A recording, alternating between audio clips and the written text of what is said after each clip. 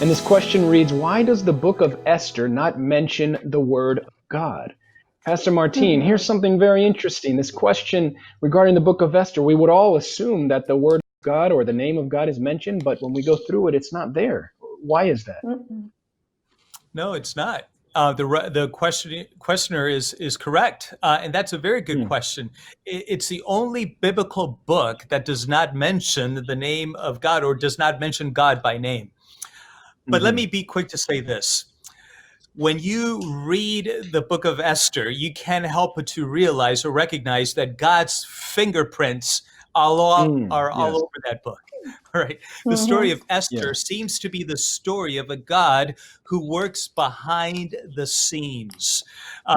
For example, who orchestrated events in such a way that Esther would have been the one chosen among so many women?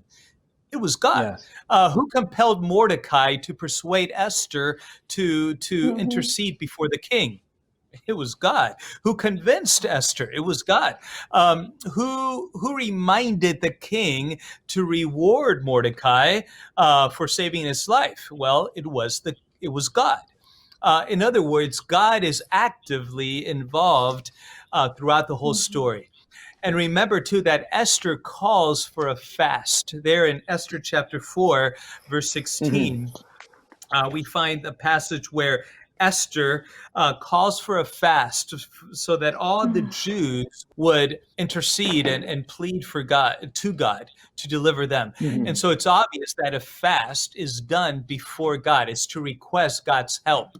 So God is there. God is acknowledged by the Jews. God is orchestrating events. There's a lot of divine appointments, and God is listening to the supplication of His people. So we truly see the work of God in throughout the book.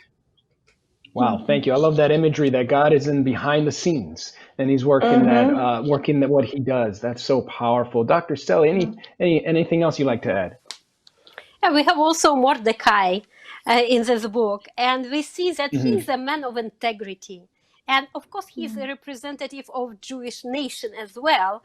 And in the eyes of other people surrounding them, he was a person from the people who served the only true God.